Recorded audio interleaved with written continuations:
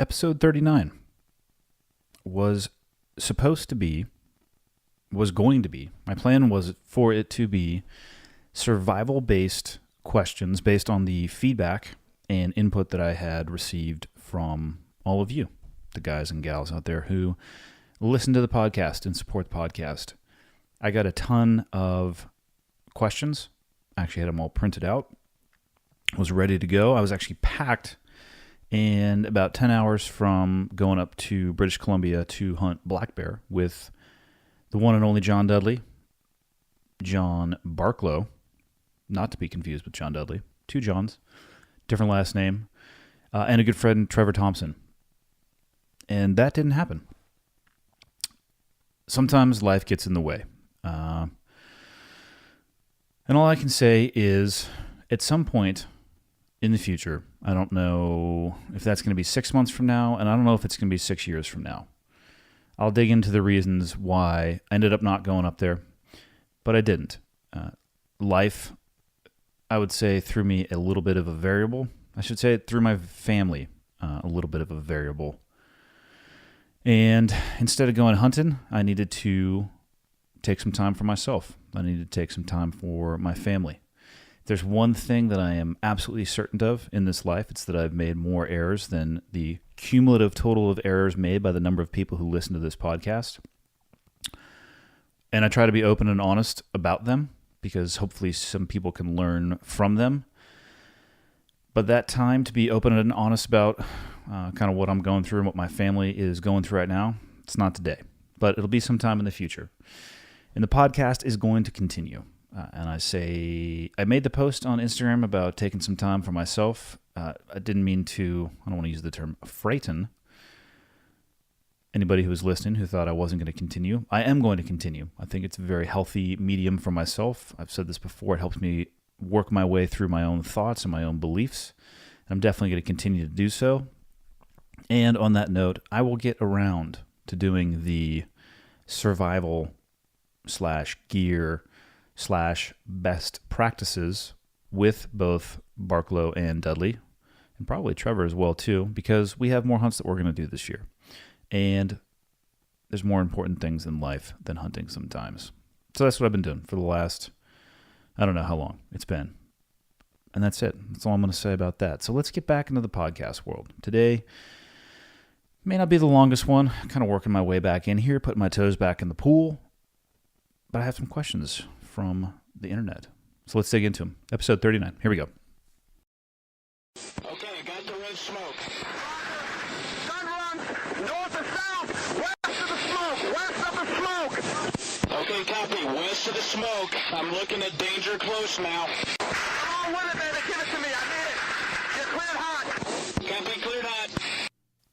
If I had to pick one theme of questions that I get the most consistently or the most often, it would fall into this category, this question right here, which is why I'm going to open with it. I would say 2 to 3 times per week, I get an email from an individual that in essence says, I wish I had taken the opportunity to serve. And now I am later in my life and I have things in my life. Usually it's related to family, but I cannot get rid of the nagging feeling that I need to either do more or I should have served, and I regret the fact that I didn't, and I'm considering doing it now. What should I do? And like I said, it usually comes in the form of I passed on the opportunity earlier in life, but now I have a family or somebody that I really care about, or I feel like I should have done more. My job is pointless or it's meaningless and I just don't feel like I'm contributing at all. Now, first and foremost, I'm not going to tell people what to do with their life. I don't think that I have the right to do so, but I will be honest about my experiences and my thoughts on military service in general, and then it's going to be on that individual who reached out to choose. And I know that I'm discussing this now in an audio version, but I do try to write back to every single person that writes to me, especially on this particular topic.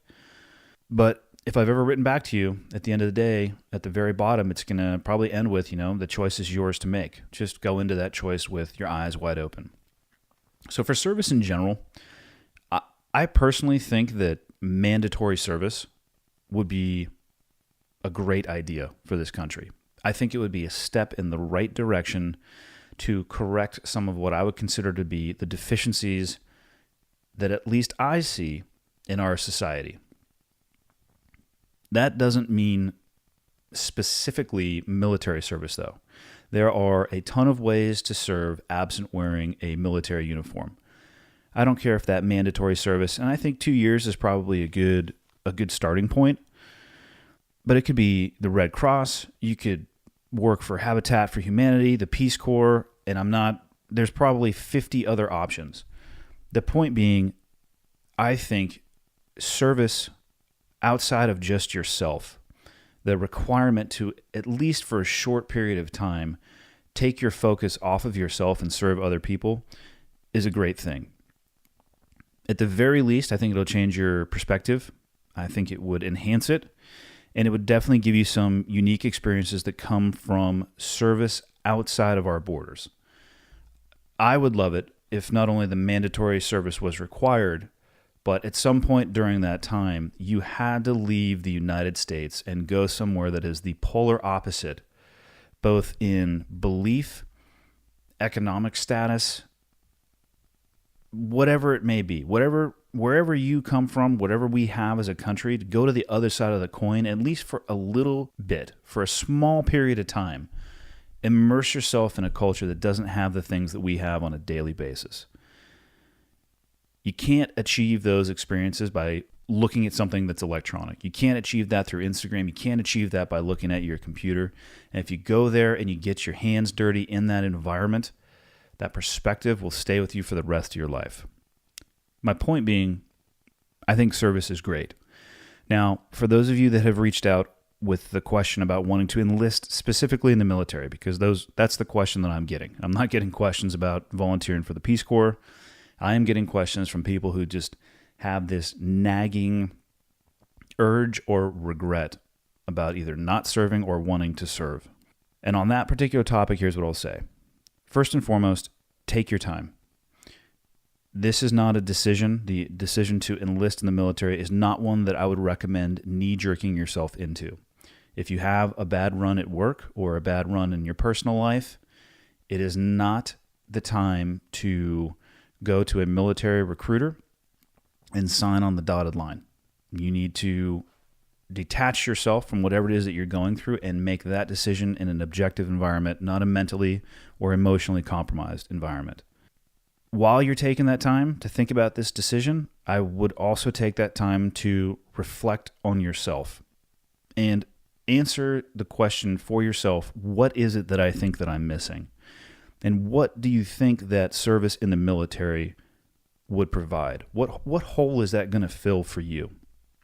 What do you want to get out of the military service? And once you can define that, once you determine for yourself what it is that you think you are missing, take a very objective look at the military in general. Is the military capable of providing that fill in the blank for you? And the answer to that question is not always going to be yes. The military is great for a lot of things, but it's not a multi-tool, especially when it comes to satisfying an individual and what that individual wants to get out of their service. Occupations inside of the military, they vary greatly. Some of them may scratch that itch for you. Others may not at all. Bottom line, if you don't know what you want, if you as an individual have this urge or this desire, but you don't know what's driving it and you don't know what it would take to satiate that hunger, the military is a guaranteed poor option, because what you're going to get in military service, if you don't know what you want, is what the military wants from you. Now, I would say a repeating theme that I often hear in my own head when I'm reading these emails is some form or version of, I want to get into the fight. I want to get into the military, into an occupation that gets me overseas and gets me into the fight. And that's honorable, in my opinion, at least. The desire to get off the sidelines and get involved in the plays that are happening overseas, in my opinion, that's honorable. But what I'll say is this. What if you join the military with the express desire and the singular goal of wanting to fight, and you don't get to? The reality is that your personal desires and the military needs, they're not always parallel. In my opinion, from what I have seen and talking to individuals that are still in active duty, the heyday, or whatever you would want to describe it as, the peak, the apex of the mature theaters of war, where the vast majority of the fighting was taking place, they're over. And the face of warfare for the modern military is shifting. So if you come in and think that it's going to be on a daily basis, Call of Duty in real life, you're going to have an issue with your expectation management. I obviously don't have a crystal ball, and I can't tell the future, and the future could change overnight. That's basically what happened on 9/11. It changed the trajectory of my military career. It changed the trajectory of our country, and that could certainly happen again. But with the current environment, in even what I saw post 9/11 in my own career, I would best describe it as feast or famine. There are long periods of time where you are going to focus your efforts on training and personal skills and mastery of your occupation. And then in between those things, there'll be brief bouts of activity or the fighting that the individuals are expressing the desire to get involved with, if they are in an occupational role that actually is tasked with that fighting. And I know I've said this before, but I think it's an important point to bring up again. When you look at the military as a whole, and when you look at the movies about fighting and about combat, they're not telling the story of the military. They're telling the story of a small percentage of people who wear a uniform. The reality is that only a handful of occupational specialties have as their core role, as their core competency, engaging with an enemy in combat. Now, if you find yourself inside of one of those communities because you enlisted or joined with that desire to fight, your odds of encountering that are obviously better. But that feast or famine and the reality of the warfare or the warfighting environment that we're seeing right now still exists. Bottom line, the world can conspire against you. And even for the people who are joining today to fight, I hope that it does. I hope that our world continues to morph into an environment where you have no opportunity to fight. And I say that as somebody who spent a good amount of their adult life in an environment fighting. I don't want anybody else to have to do that. Now, like I said at the beginning, I am not going to ever talk somebody out of joining the military or talk negatively about the experience that you can gain from the military, but I do truly hope that nobody gets the opportunity to fight, because it means that our world's headed in a better direction. Is that actually going to happen? I don't think so, but that's my hope at the end of the day. Now, the reason I bring all that stuff up and talk about the percentages of troops that actually engage in combat and the world having the potential to conspire against you and that it could be feast or famine is I'm trying to drive home the point that it's very possible for an individual to sign an enlistment contract for 4 or 6 years to serve even in the unit that they would want to serve in based on their desire to fight. And in that 4 or 6 year time period, not get the opportunity to do so. And at the end of that 4 or 6 years, if that was the only thing that you felt was missing from your life, you were going to find yourself in the exact same position that you are in right now. And I would describe that as either unsatisfied or unfulfilled. And then what? I have people reaching out to me in their mid-20s. So that individual is now in their late 20s, maybe their early 30s. And I also have people reaching out to me who are in their late 30s, or mid to late 30s, I would say, actually. So that individual is now, at the very least, in their late 30s, potentially in their early 40s. And you're in the same place that you were prior to signing your enlistment contract and joining the military. Because the satisfaction or the single goal that you were looking for didn't have the chance to express itself. The other most common theme that I get from individuals reaching out is that they want to make a difference. And my response to that is yes, good, do it. And just be aware that wearing a uniform is not the only way to make a difference. If you want to join, and that's the decision that you make based off of an objective review of who you are, where you are, and what you want to get out of your service, awesome. Drive forward and do that. Join if that's the decision that you want to make. But understand that making a difference in the world around you and wearing a uniform are not the same thing. You absolutely can do both while you're wearing a uniform if you get the opportunity to do so. But you can also do one without the other. You don't have to wear a uniform to make a difference in the world around you. When I say the world around you, I'm not talking about geopolitical. I'm talking about your community or your family or your spouse or your kids. When I was in the military, I thought I had a very impactful job on the world around me. And the world around me in that environment was the battlefield that I was standing on.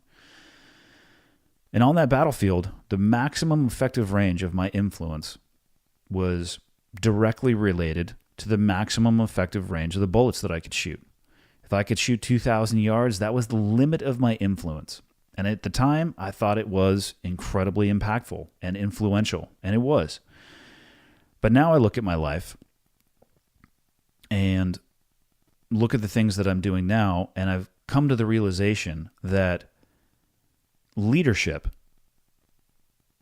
whether that be at work, whether that be in your community, whether that be in your house, has a range that is exponentially greater than any bullet that you could ever fire. The ability to actually change the world around you. And again, that starts at your house and your community. And the things that you can actually control is so much greater than the range of an actual bullet. If I can raise my children and instill in them principles and philosophies and integrity and morals, and they go out into the world, and that ripples far beyond anything that I could ever comprehend, that is how I'm actually going to make change. And it's important, I think, for people to not forget that. So if you want to get out there and make a difference, do it. Don't let the clothing that you're wearing or that you think that you need to wear or the patches or the insignia, don't let that get in your way. Don't let that trip you up. Like I said, you can make a difference while you're wearing a uniform, but you can absolutely make a difference wearing flip-flops, a t-shirt, and a pair of board shorts as well. The last thing I'll say about joining the military, for those of you that have reached out or those of you that are considering joining the military for maybe some of the reasons I've already discussed, remember and realize that there is a difference between price and cost. Now, the price of military service, this is paid by the enlistee. This is paid by the person who signs a contract, much like when you sign a contract for a new vehicle.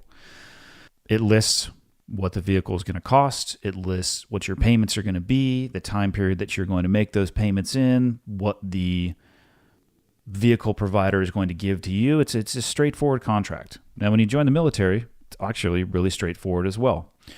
You're going to sign for a certain period of time. In that time period, you're going to surrender some of your rights, and you're going to swear an oath to support and defend the Constitution and serve the people of this country and follow the orders of the President of the United States, whether you voted for him or not. The person who signs the bottom line of that contract, they're the one who they are the one who pays the price for the enlistment. And I think it's important to at least discuss that although the individual who signs on the dotted line pays the price, it's your family and loved ones who bear the cost. The easiest role, in my opinion, in the military family dynamic is that of the service member. You're going to be very focused on your job. You are probably going to have a sense of purpose, a sense of fulfillment, and you may even be doing what you love. Hopefully you have all three of those things. Inherent in that, especially if your job involves combat, you're going to have choices to make, and the choices that you're likely going to make are going to be selfish in nature. It is demanded by the occupation. If you want to be operating at the highest level, the vast majority of your time and attention is going to be focused on operating at the highest level. You're going to be coming and going a ton. You are going to be disrupting the schedule of your family. If you are married and you have kids and you're serving on active duty, you are going to be coming and going to the point where it may actually become a disruption when you come home because life continues when you're gone. Then you need to add into that the deployments, the worry, the stress, and the fear that not only that your spouse and your family and your loved ones are going to feel, those are things are all going to be felt by the service member as well. And what I'll tell you right now is you're not going to find that discussion of worry, stress, or fear in your enlistment contract because there's a difference between the price of service and the cost of service. Speaking for myself, I spent time pushing that worry, stress, and fear down and away from my thoughts because I was trying to focus on doing my job to the best of my ability. It doesn't go away. It's going to come back at some point. You're going to miss birthdays, you're going to miss holidays, and you're going to miss special occasions. The coming and going is very difficult. Sometimes there isn't time to deal with and work through issues that can develop through the course of a normal relationship. And all I'll say is, just like the worry, stress, and fear, those issues will be back. Some relationships can survive. What I have seen, at least from the community that I come from, I don't want to say all, because it's definitely not all, so that would be inaccurate to begin with, but a lot, maybe even most, they stumble. And in addition to all of those stresses, which again I would put down in the cost, not the price, one of the biggest costs of service is that at the end of the day, it may take your life. And you can't forget that. If you make a decision to enlist in the military, it is the armed forces. They call it that for a reason. And at the end of this, I hope, I don't mean to dissuade anybody from joining the military. I'm just trying to give an honest assessment of my experiences and the impact that it has had on my life. All I want people to do is weigh the risk versus the reward. Weigh the price versus the cost. The military is one option among many, and I don't feel like I have the right to tell anybody what they should do, but I think I do have the right to tell people that they should make their decisions with both eyes open. And I think it's responsible. I think I should be required to say that and required to give people my honest assessment because they have to make the decision to join objectively. And some people who hear this, who maybe are considering that they want to join the military because they have that nagging urge, maybe they're going to decide to take another path. I am not trying to drive you down that path, but if you decide to take another path, just commit to it. The one thing I'll say is, don't look back. Find other ways to serve, find other ways to have impact and influence, and don't live your life with regret. For some people and in some situations, you have more to lose than to gain by joining the military. Only you can make that choice. So hopefully I wasn't rambling too much, and that helps some people who are struggling with or dealing with or have questions about this right now in their life make their choice. All right, the second question comes from Twitter. It says, you've talked about snake oil salesman in uniform. Does it really matter how you use it if you fulfilled your contract, followed orders, and made all the sacrifices? Yes, it really matters. Fulfilling your contract, following the orders, and making all the sacrifices, that's great. Let's also remember that that is what you voluntarily signed up to do. And in my opinion, it's a privilege that you had the opportunity to do that. Service in the military is a privilege. Now, snake oil salesmen in general, I would say most people would consider those to be liars or people who are frauds. Or if you look it up on the internet, it's going to tell you that somebody who is knowingly selling a fraudulent good or fraudulent product. Would anybody have an issue calling out a fraud absent military service? And if the answer to that is no, I would absolutely have no issue with calling somebody out.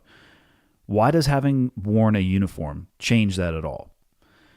Now, what I will say about, I don't think I've ever used the term snake oil salesman. I think I've probably used the term fraud or liars when it comes to people manipulating their military career for their personal benefit. One thing I will point out is that the vast, vast minority of individuals actually do that. Unfortunately, it can have an impact and it can negatively paint the majority. So it's a small group of people, but that small group of people, or I should say not even the small group of people, in general, having worn a military uniform is not a ticket to a free pass. And what irritates me the most from those individuals who are twisting and contorting who they are or what they did is that the reputation they are tarnishing and the trust that they're betraying was created long before that individual, and it doesn't belong to them. I don't care what your achievements are when you're wearing a uniform. I don't believe that an action or an achievement from your past grants you the license to either lie or cheat or steal. And what you're stealing, again, is the trust and confidence of the American public. And that's what bothers me the most. It is an honorable, respected profession. And when you lie about who you are and what you did, you're manipulating the trust of the people that you are actually serving. And in my opinion, service doesn't end when you hang up your uniform. It's just the beginning. So yes, it absolutely matters how people portray themselves post-military service. Be honest about who you are and what you did and why you did it. It was about serving the people of this country, not lying to them. Next question. Hey, Andy, how do you define/find meaning in your work after having a job with such a clearly defined purpose? I think a lot of people struggle with that these days when stuck in average desk driving jobs. Keen to hear your thoughts. Cheers. I wonder if this guy is from overseas. I don't hear cheers very often. So if you are, cheers to you as well. Now, but to your question. I think the only place I can start, if I'm being honest with this, is that perhaps it would be better to detach purpose and occupation. Sometimes your occupation is just your occupation, and you need it to enable your drive towards your purpose. And then sometimes maybe you get lucky and you find or are able to serve what you feel is your purpose in your occupation, but not always. I struggled when I got out of the military, when I left the job that you're referencing, right? The meaning. How did I find meaning in my work after having a job with such a clearly defined purpose? The reality and truth is that I struggled. I left the military in June of 2013 and ended up sitting on my couch, feeling sorry for myself, watching the news instead of working in an occupation that occasionally would make it. But what bothered me about that time period is that it seemed to me, at least, that the vast majority of the news reporting was on the, what I'll call the eroding tide of the accomplishments that we had made while I was serving. Specifically at that time period in Iraq, it seemed as if the literal and figurative blood, sweat, and tears that many people had put in to pacify certain regions of that country was slowly being eaten away by ISIS and Al-Qaeda, whichever group you want to associate or title it with. But it seemed to me as if I was sitting on the couch and I was watching the tide go out an inch at a time until it was a mile down the road. And I really struggled with it. Also, at that same time period, I was very fortunate. I left the military and I had another occupation that I was able to leave the military one day and step into the next. I was actually working for that company on the weekends in my off time while I was in the military. So I was very fortunate in that there really was no gap in my employment. But what I will say is the employment that I moved into, I found myself staying with that job and making decisions in that job based purely on financial need. That job was not providing me any job satisfaction. The organization itself wasn't providing me any satisfaction in being involved with it. And for clarity, that's my fault. That's not the fault of the organization. And in that time of my life, I don't think I've ever been more unhappy. I was making a good amount of money, more money than I had made when I was in the military, and I was wildly unhappy. And again, that was my fault. My head was in the wrong place. I know who I am, and I know what it is that I want to do as a person and with my life in general from a broad perspective. And for me, what it comes down to is that I want to make a difference. I want to fight.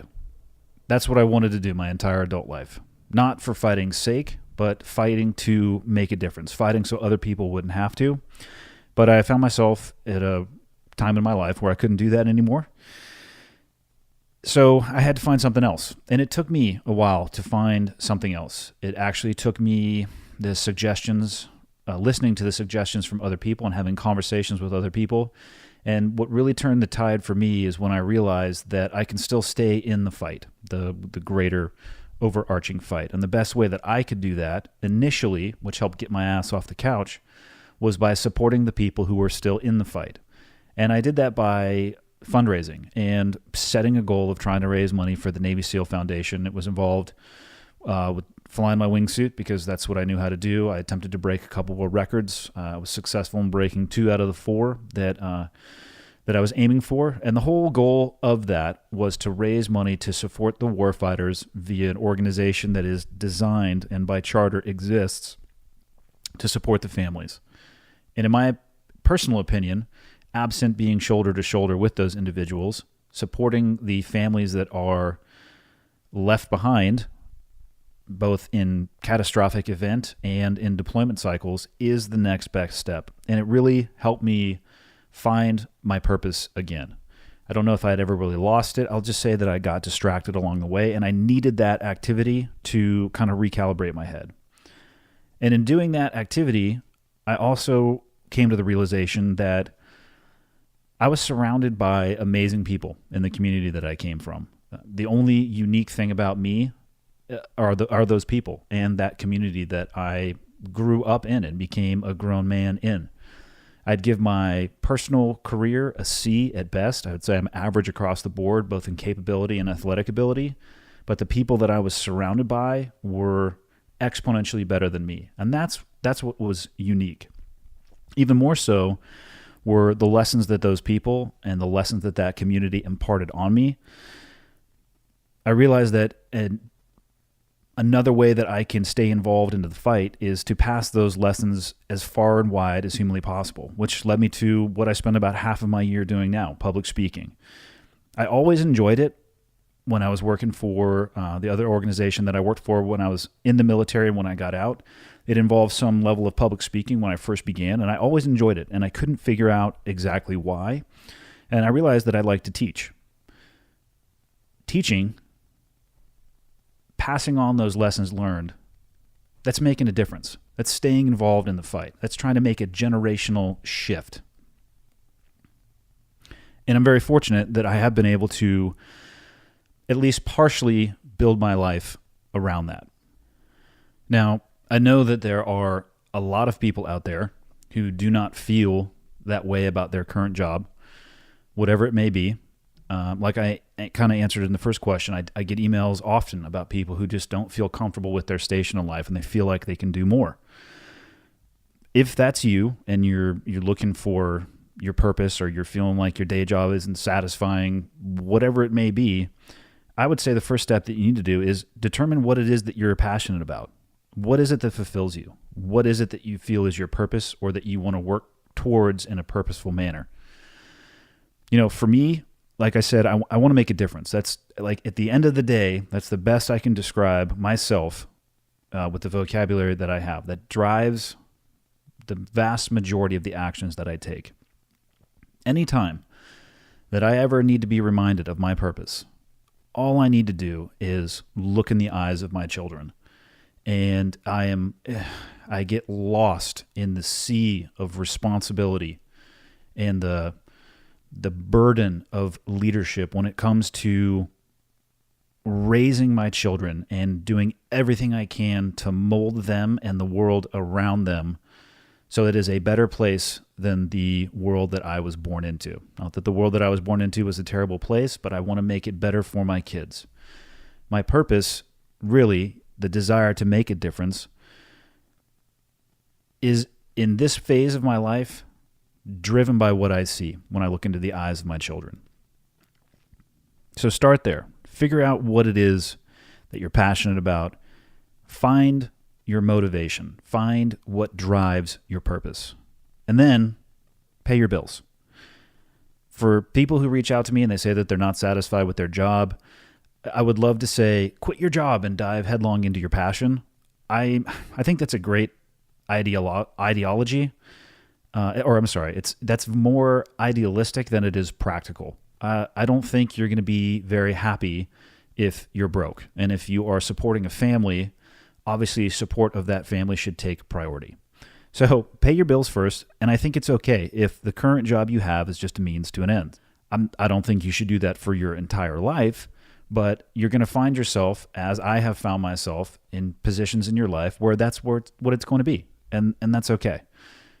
People who work at McDonald's probably aren't there because they feel it's their purpose in life. They're probably there because they have bills to pay and they need to pay those bills. So handle that first.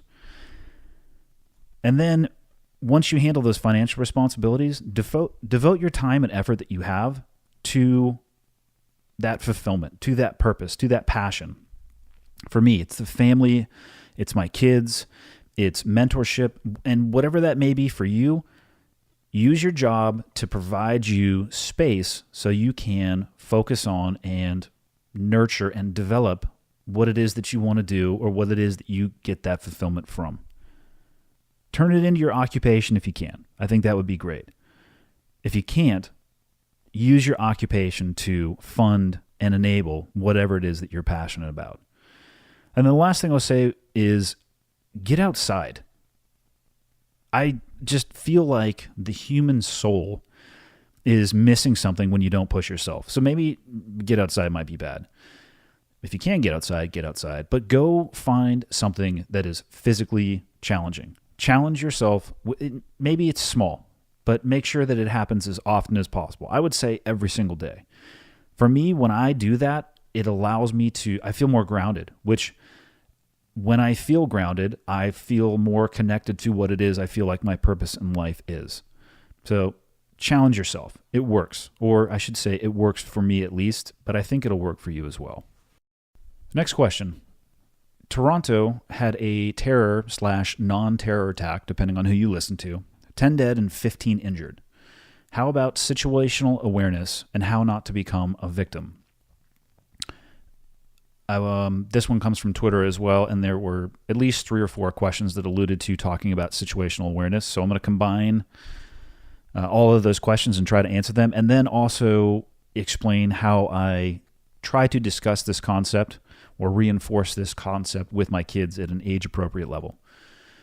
So as to whether or not the attack in Toronto was terrorism or non-terrorism, I don't know. In my opinion, terrorism is purely a tactic. It's not an organization. It's a tactic often used by a numerically inferior force to inflict fear or panic or control over a numerically superior force. And it really works. But I think the reason that people would classify what happened in Toronto as non-terrorism is because if you look up the definition, I'll read it to you right now. It says terrorism is, in the broadest sense, the use of intentionally indiscriminate violence as a means to create terror among masses of people. So I would say that, yeah, that criteria is met in Toronto. The criteria is not met, it says, or fear to achieve a financial, political, religious, or ideological aim. I am not 100% up to speed on the exact motivations of the individual from Toronto, but I think he might have been a little bit more in the crazy bucket than the political, religious, or ideological bucket, which is probably why people are saying the event doesn't rise to the level of terrorism. I don't know. Like I said, it's a tactic, and it's an effective one because it can allow a small group of people or an individual to control a larger group of people. On the situational awareness front, I guess if we're going to talk about it, we have to define it. The situational awareness, the term itself, the context that I'm used to hearing it in, or the environment that we used to discuss it in, was in combat on the battlefield. And I guess I would describe it as an individual being immersed and present in the tactical environment. You're managing and you're monitoring it in real time. And by that I mean you're uptaking and processing information in order to make tactical decisions. When you lose your SA or your situational awareness, most often it looks like being overwhelmed. You, as a leader, lose sight of the bigger picture, most often caused by micromanaging small issues while large ones are running unchecked. And that applies, those things that I just covered, those apply to just about everything. But like I said, the environment that I'm used to talking about these terms in is the tactical environment. What I'll say about situational awareness is this. It does not, in and of itself, prevent you from being a victim. It does not prevent ambushes.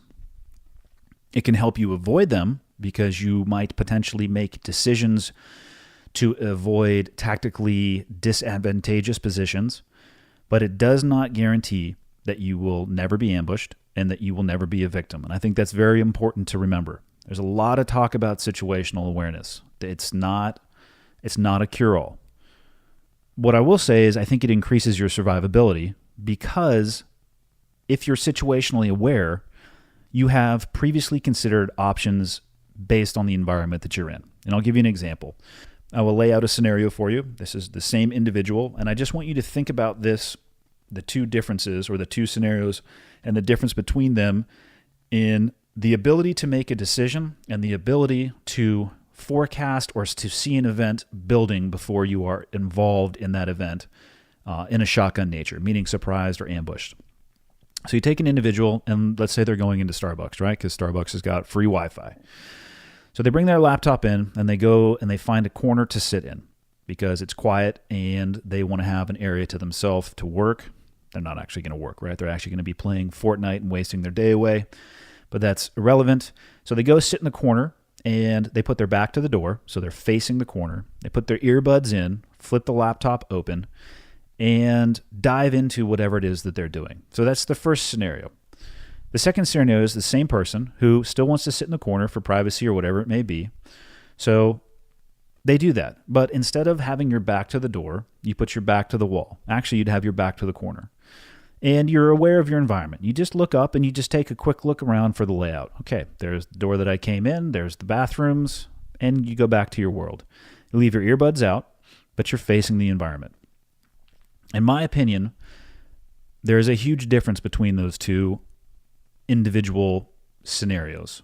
One sets you up to be reactive, meaning you're going to have to deal with life as it comes at you because you're going to be surprised, versus the other one is really by changing your physical perspective on the room and allowing your, keeping the earbuds out of your ears and just sitting there and being able to take in the environment from an audible perspective, you are now shifting more into a proactive world. It's the difference between being along for the ride versus being an active participant.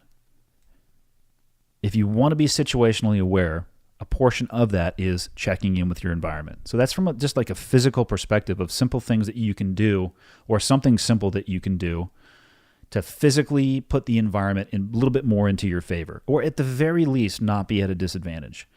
The other side to situational awareness is the between the ears side, the mental aspect of situational awareness. You have to accept the fact that evil exists, and you have to accept the fact that crazy exists as well. And sometimes they like to pair up and work together. The beauty is it's an incredibly small number of people that are wired that way. So when it comes to mentality, I fully support being prepared, and I strongly recommend against becoming paranoid. You should be able to go to Starbucks and work. You should be able to go out into the world. I believe in one of the questions online it asked specifically about theaters and crowded areas. You should be able to go to those places and feel comfortable. All right. The odds are overwhelmingly in your favor. And odds and stats are great until you find yourself on the wrong side of them. I totally understand that. I would rather take that risk than live my life as an overly paranoid individual. The only way that you're going to make yourself completely safe is if you build a bunker in your house and you work there. The problem with that, and the problem, in my opinion, with being overly paranoid, is that you sacrifice quality of life. And to me, that's just not worth it. So if you've accepted the fact that evil and crazy exist, and sometimes they partner up to become a superhero of destruction, you may need to be prepared. Or actually, that's not the right wording. You need to be prepared to take action if needed. Sometimes the action that you should take is to run. Sometimes the action you should take is to fight. And it may be both. You may need to run towards the fight and get involved. Now, I'm not going to go scenario after scenario after scenario because a lot of it depends on proximity. In an active shooter environment and you're a half a mile away, is it smart for you to run towards that? I don't know. I can't answer that because that's really going to depend on the environment around you. The best way you can try to prepare yourself for that is to give yourself the advantage as often as possible. Try to give yourself as much time to make decisions as you can. It's the same theory as defensive driving. And actually defensive driving is a good example because if you sit there behind the wheel and you're over gripping the steering wheel and you're hyper focused at all times on everything around you, what ends up happening is you become exhausted. You relatively quickly as well. And then your driving actually takes a nosedive. It's a balance between paying attention and being prepared, but pushing back those crashing waves of paranoia. So think of situational awareness as mental defensive driving. Now, when it comes to my kids, the best examples that I can give them of behaviors that they should watch out for are the ones that they actually see in everyday life. So I spend a lot of time talking with my kids about dangerous behaviors that they have seen with the intent of teaching them to recognize it early. And once they recognize it early, then there's an action that's going to need to be taken in addition to that. My kids are constantly told that if you see something wrong, you need to do something about it. That might be go get a teacher. That might be call 911. And that also might be stepping in and handling something on your own. If you need to fight, then God damn it, fight. I'm sick and tired of hearing from people that there is no place and time for violence. That is wrong, period. It should be avoided at all costs, but sometimes you're going to have to step up and take action. And my kids are, again, constantly told that if they take action and if there is violence involved, if that violence or action is justified, they're not going to get in trouble from me. They're going to get a high five and a milkshake if that's what they're into. And obviously that's a joke, but what they're going to get is they're going to be praised and rewarded for their behavior because they needed to step up and do the right thing, and that's exactly what they did. Like I said in the beginning, situational awareness is not a cure-all, but it can make a difference in your survivability, so take advantage of it. from a physical perspective, take the tactical advantage anytime it presents itself. And that can be passive, just like the Starbucks example. Just by having your back to the wall as opposed to your back to the door, you're setting yourself up for success because you have an understanding of the environment that's around you. And with that, keep an eye out for crazy. It is out there, but fortunately, you're unlikely to have to encounter it. But if you do encounter it, be prepared. Don't be paranoid. Pack your brain so you are prepared. And what do I mean by that? If I had a choice, I would force people, or if I had the ability to, I would force people to think like a wolf and not like a sheep. All right? Think like a predator. Don't think like prey. And since we've already agreed that there's some passive things that we can do to increase your understanding of your environment, while you're doing those passive things, or when you get into a new environment, ask yourself a few, what-if questions. What if question would I start with if I could only ask myself one, if I had limited time for whatever reason? I would probably ask myself, okay, if something happens here, what's the easiest way for me to get out of this environment? And then if you have more time, ask yourself a few more what ifs, but don't get crazy. Don't spend 2 hours every time you go to Starbucks to crack your laptop open going through the what ifs. What am I going to do if a guy comes in with a shotgun? What do I do if he comes in with a pistol? Take it easy, all right? Let's live in the world of likely and reasonable.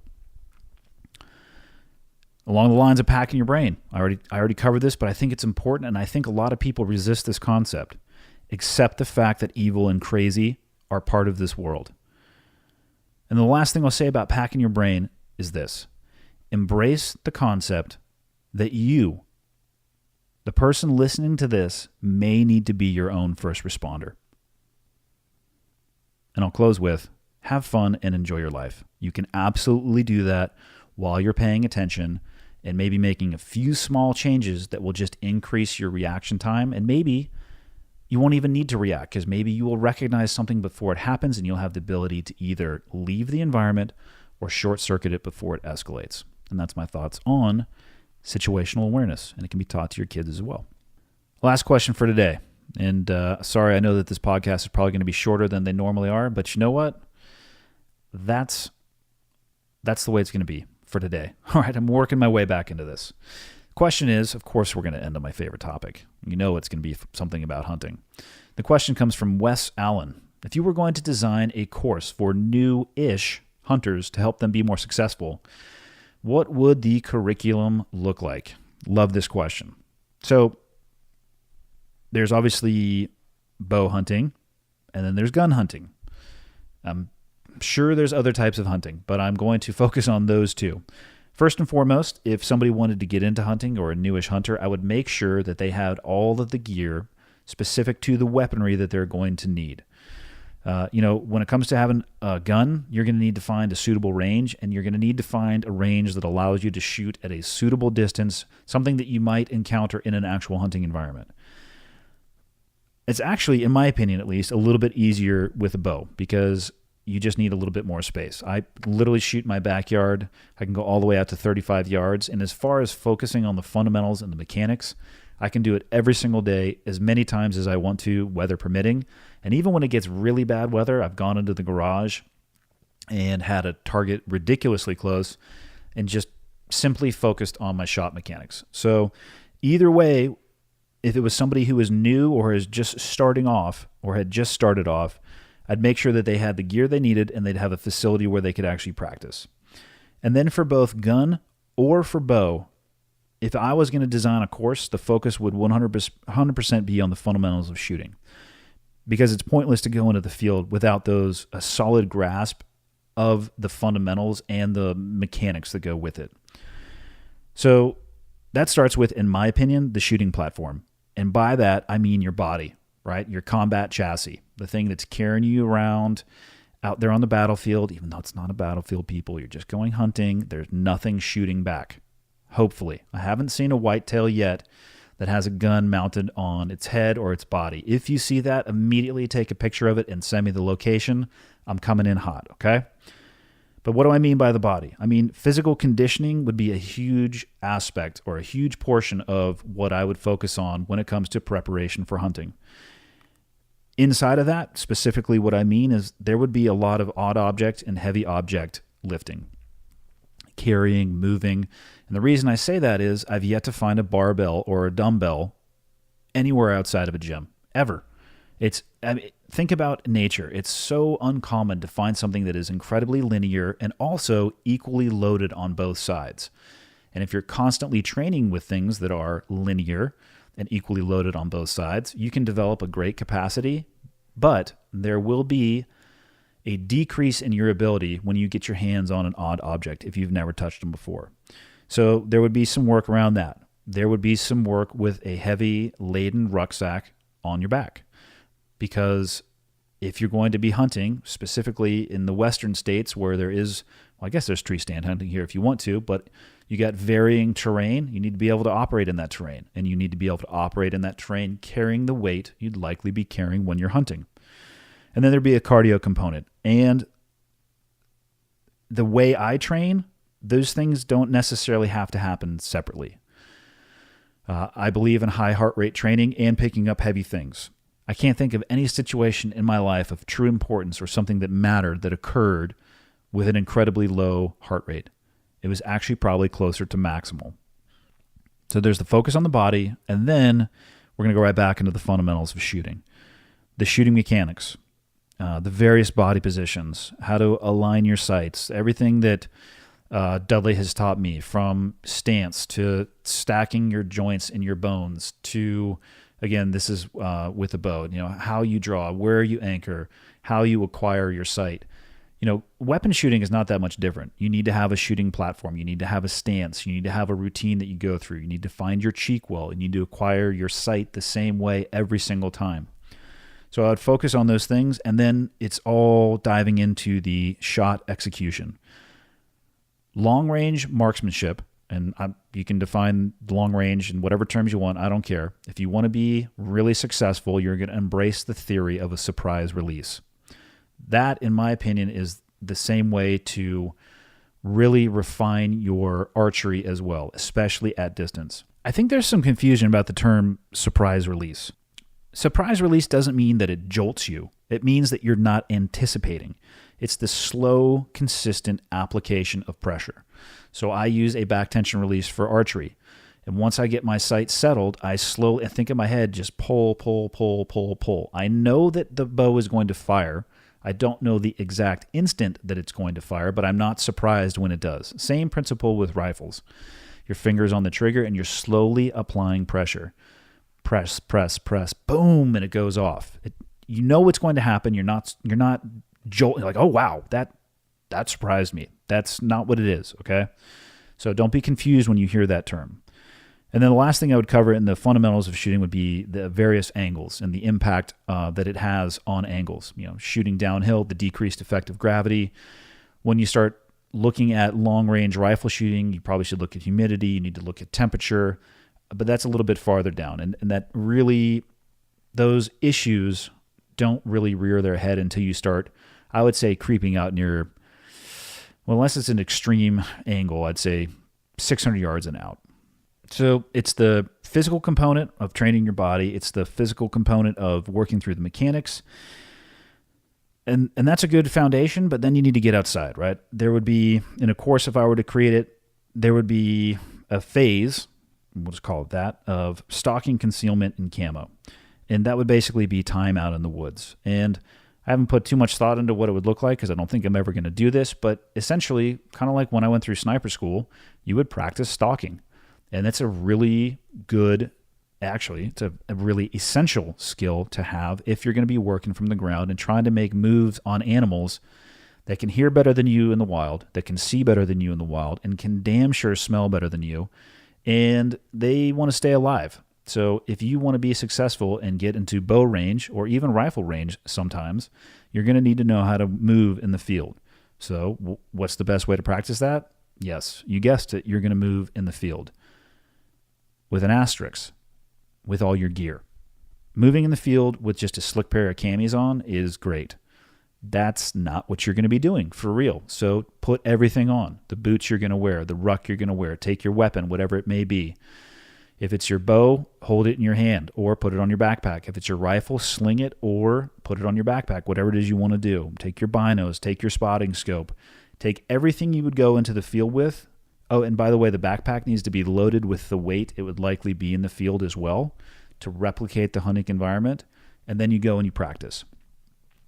In addition to that, since you're out in the field anyway, if I was king for a day and was making a course, basic navigation would certainly be a portion of that.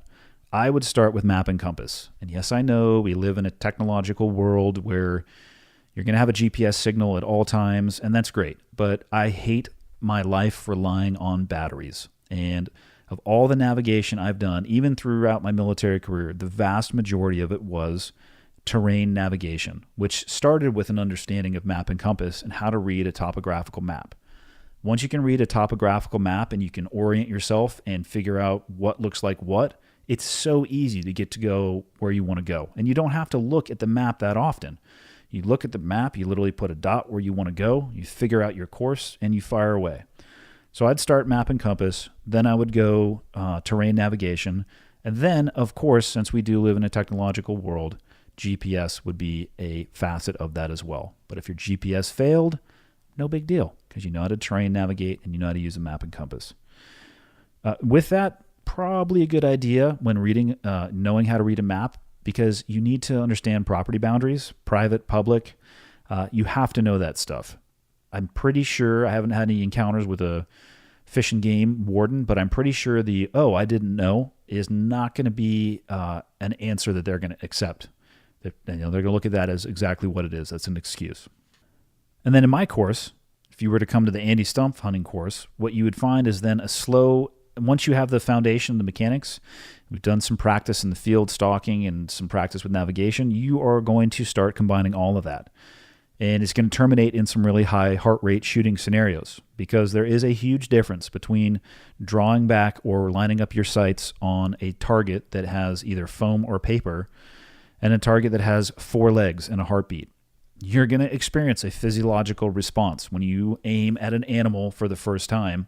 And I think that happens to everybody. I know it happens to me every single time. And it's not a matter of whether or not it's going to happen. It's a matter of whether or not you can learn to manage it. The best way to learn to manage and to be able to function in that environment is to put yourself in that environment as many times as possible. And in a training environment, you can replicate a lot of it, I believe, with an accelerated heart rate. And then the last thing you're going to get at the course, I think, would be a discussion on expectation management. You can do all the right things. In my limited experience hunting, you can do all of the right things and you can still fail. And that's just part of the deal, because just like in combat, your enemy has a vote, and just like in the field when you're hunting, the animal has a vote too. You could do everything right and still just be screwed by bad luck. What I'll say with that, and what I would cover in the course, is that you can learn from every single day in the field. And who cares? Because no one's shooting at you. So learn the lessons that are presented to you and just try to do better the next time. And I would say get out as often as possible and start making mistakes. You can blow a stock, and you're going to. You can miss a shot, and you're going to. And for me, that's the best motivation ever, the desire not to repeat what that feels like. And I think it's essential that you feel it at some point. If you're only successful and you never experience failure, I don't think you are anywhere near the limit of your capability. The last thing I would say is have fun. Try to enjoy the process and worry a little bit less about the end result. And this is something that I definitely struggle with, but I remind myself often, like, dude, I'm out in an amazing location doing something that I love. Let's worry a little bit less as to whether or not I'm successful today, and just try to get in touch with why I'm out here and maybe learn a little bit of something about myself and refine my skills a little bit. So that would be my course. If anybody wants to go to that course, go ahead and hit me up via email. I don't know if I'll ever do that course, but now that I'm thinking about it, it kind of sounds fun. I would need Dudley for this because I can't teach archery. So what I should say is hit up Dudley via email and ask him if he'd be interested. And that's it. That's episode 39. 40 will be coming at you next week. Thanks. Thanks, everybody. Sorry for I think it was a 1 or 2 week gap in between this episode and the last one. Like I said, shit happens. The podcast is going to continue, no doubt about it. For those of you that have found the podcast and you enjoy it, do me a favor. Tell somebody else about it. I think that's the biggest thing you guys could do to help me out, other than going on and writing a review on iTunes, which a ton of people have done. Give it a rating, write a review, good, bad, or ugly. Tell me however it is that you feel about the podcast. If it's something that I can do to make it better, I definitely will. I'm going to release a new shirt next week. It will definitely be specifically for people who, the shirt's not even going to make sense to people who don't listen to the podcast, which is totally fine with me because I made it for those of you who do listen. And that's it. See you next week.